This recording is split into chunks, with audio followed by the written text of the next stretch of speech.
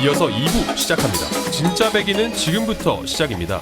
시사팩토리 100.3 금요판은 에피타이저라면 나울통이 바로 메인 디쉬. 울산 본격 지하방송 시작합니다. 2부에서도 계속해서 제21대 국회에서 축소된 소수당, 그 이유와 의미를 주제로 김진석 민중당 울산시당 부위원장, 김진영 정의당 전 울산시당위원장, 이양희 노동당 울산 중구 당협위원장과 함께 Yes or No 인터뷰와 정치중계석을 통해 울산의 내밀한 이야기 다뤄보겠습니다. 그리고 앞서 1부에서 이어서 하지 못했던 파워 인터뷰 계속해서 진행하겠습니다. 네, 앞서 말씀드렸듯이 파워 인터뷰를 저희가 1부에서 마저 마치지 못했습니다. 그래서 파워 인터뷰를 좀 세 분께 먼저 이어가도 괜찮을까요? 네. 아까 제가 말씀드렸던 거 좀 이어서 계속 말씀드리겠습니다.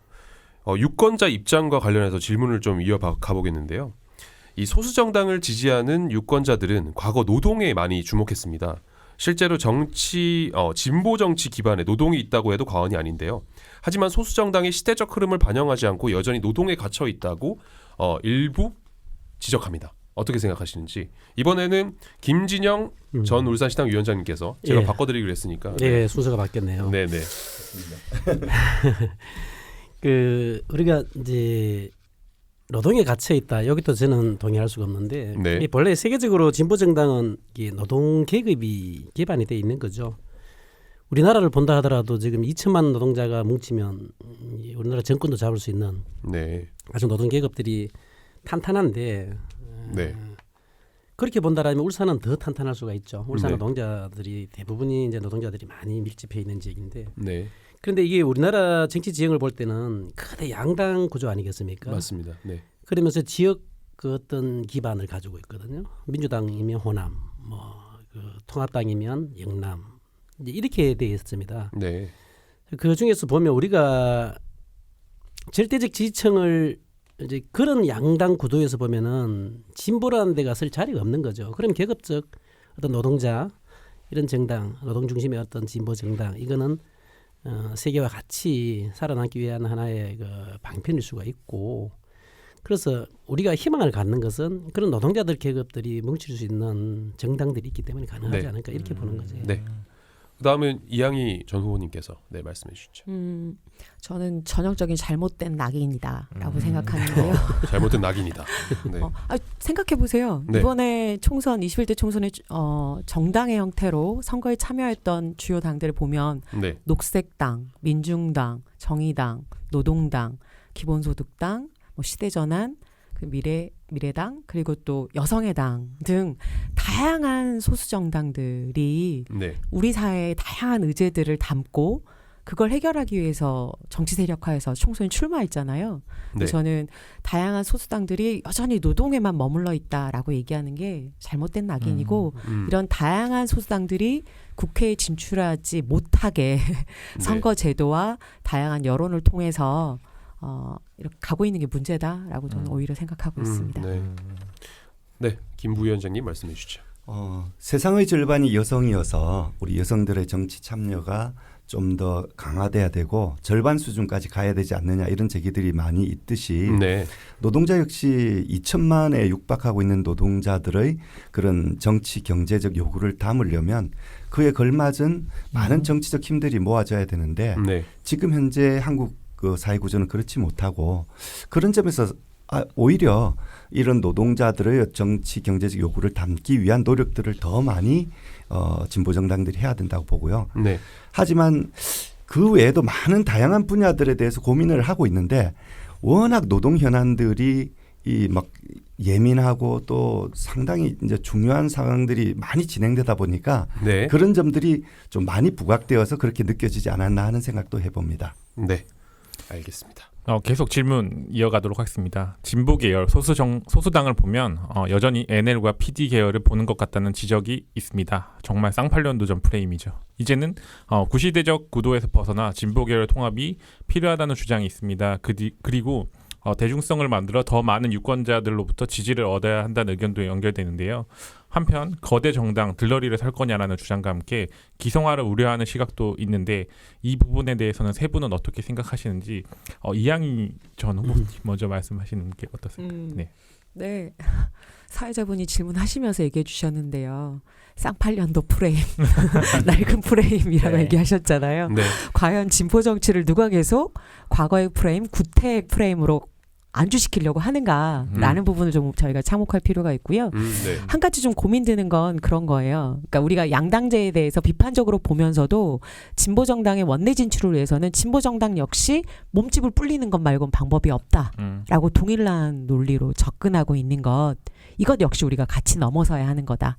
물론 저는 진보 정치 전체가 이번 총선을 통해서 우리 모두의 미래를 위해서 함께 담대하게 좀 진보 정치 재구성을 고민해야 하는구나라는 걸 절감하셨겠지만 네. 이것이 이렇게 단순히 몸집 불리기로만 바라봐서는 좀 안 되는 거 아닌가라는 생각을 좀 하고 있습니다. 네. 계속해서 김진영 네. 전 의원님. 네. 전 후보님. 네. 우리가 지금 울산의 진보 정치, 우리나라의 진보 정치 한때는 같이 했죠. 이제 그 당시에는 우리가 운동할 때는 NLPD로 나눠졌고 정파적으로 네. 분열되고 네. 울산 또한 마찬가지로 여러 가지 이제 정파별로 이제 분열도 있었고 네. 그 이전에는 다 같이 한솥밥을 먹으면서 어떤 성과도 내고 했었어요. 그러나 지금은 많이 분열되어 있는 건 맞습니다. 맞고 지금 분열되어서 또 여기까지 와봤는데 네.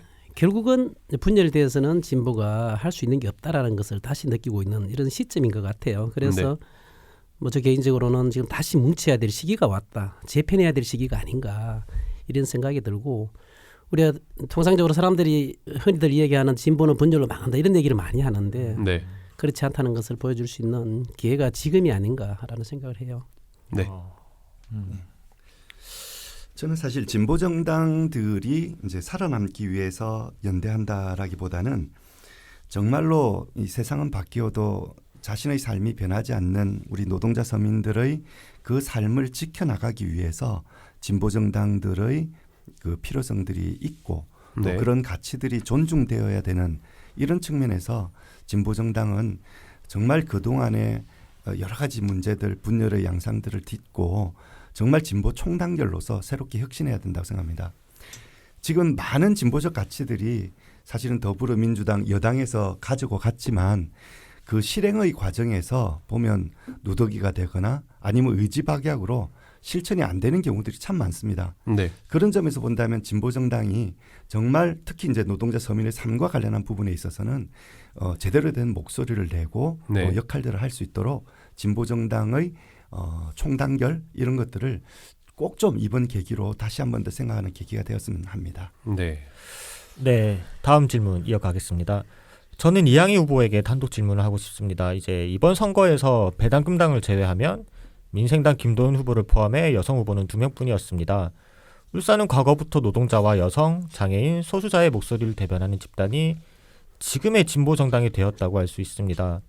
그런데 여성 정치인이 너무 없습니다. 올해 2020년 세상이 많이 변했지만 울산은 국회의원 후보부터 바뀐 것이 하나도 없는 것 같은데 울산은 여전히 여성이 정치하기 힘든 곳인가요? 힘든 건 맞습니다. 아, 제가 2002년에 그 국회의원 보궐선거 통해서 정치에 입문했다고 그랬잖아요. 네, 맞습니다. 그때 제 타이틀이 울산의 최초의 여성 국회의원 후보 최연소 후보였거든요. 네, 기억합니다. 26살이었죠. 근데 그때 이후에 지금 거의 횟수로 19년 차인데도 네. 저 외에 다른 여성 정치인이 지역사회에서 많이 회자되고 있지 않잖아요. 그렇습니다. 이게 네. 정말 울산의 현실이고요.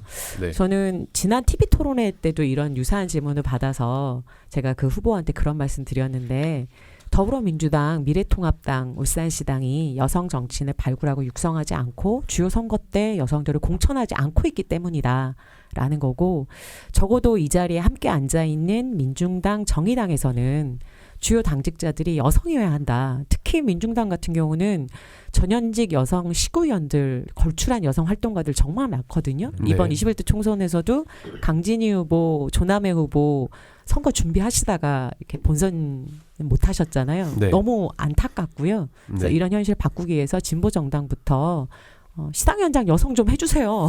당원들은 그런 마음 있을 거예요. 저 언제까지 계속 유일한 여성 시당위원장, 여성 국회의원 후보 이런 거 하고 싶지 않습니다. 네. 실제로 21대 총선이 이 뼈아픈 과정에서도 지역구 출마자들 중에 29명 당선자 있고 비례까지 합치면 지금 57명으로 역대 가장 여성 국회의원 수가 많아요.